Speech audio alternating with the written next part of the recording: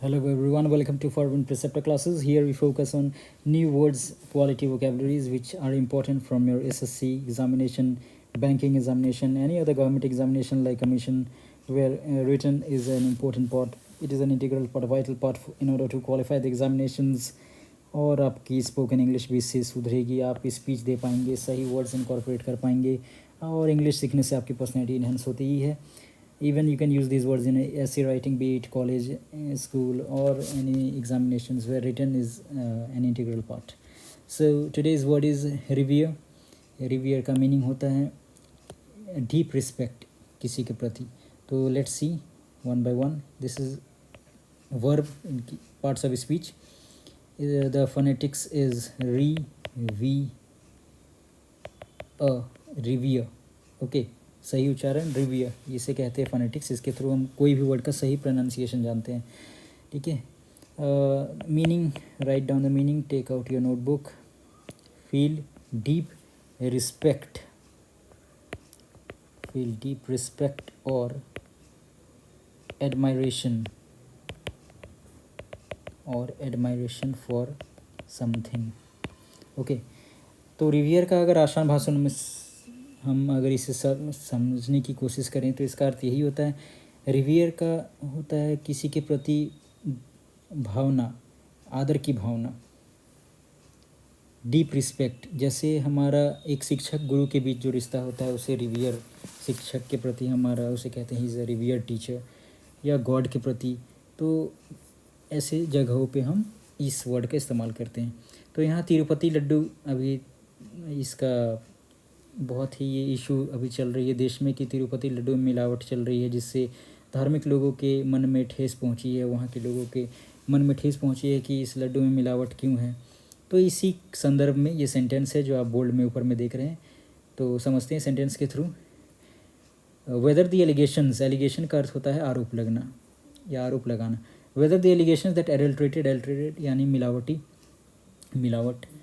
ये जो आरोप लग रहा है कि घी में एडल्ट्रेटेड घी मिलाया गया है तिरुपति लड्डू में, रिवियर्ड तिरुपति लड्डू में, एकदम रिस्पेक्ट भरी मन, उस लड्डू में कोई मिलावटी घी मिलाया गया है, ये चीज़ तो समय ही बताएगा कि ये एक पॉलिटिकल स्टंट है या फिर सही में इस बात में गंभीरता है या सच्चाई है. क्योंकि देखिए ये पॉलिटिक्स, ये इश्यूज़, ये जो पॉलिटिकल इश्यूज़ है, ये चीज़ों को पॉलिटिकल लीडर्स उछालते हैं, एक दूसरे पे कीचड़ उछालते हैं ताकि उसका इमेज ख़राब हो, अगली बार वो जीते ये हारे. तो ये पॉलिटिकल स्टंट भी हो सकता है. खैर, political issues is not our focus here, our focus is word. तो वर्ड आप सीखिए रिवियर, और इसका सिनोनिम अगर देखना चाहें हम तो जो एसएससी में ऑलरेडी पूछा जा चुका है, venerate. Okay, then reverence. Next अगर हम एंटोनिम देखें तो डिस्पाइज. Okay, then एक्सीक्रेट. तो ये हो गए इनकी antonyms. So hope you have learned, and for those who want to learn the correct pronunciations of words and the accent, British accent or American accent, for them I am going to read this sentence in American accent so that they can also learn. बाकी जो government service पे बस focus करना है कि I just want to learn the word, you can leave the video here and rest other you can continue. तो let me read the sentence in a fast mode and explain the correct pronunciations where you have to focus.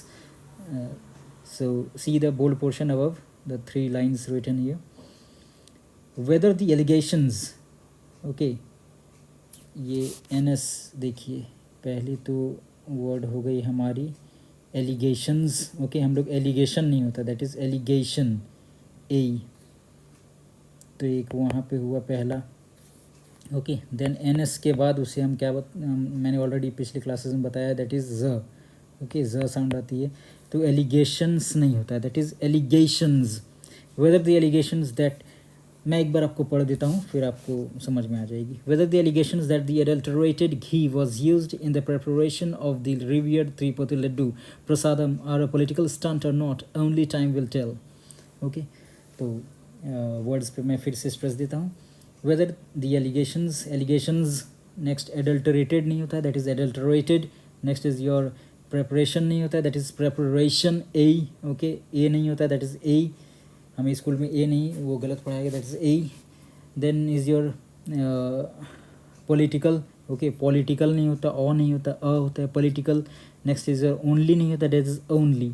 Okay, so hope you have learned the correct pronunciations and even the word which are important from your examination point of views, and even you know the correct pronunciation and the meaning, and you can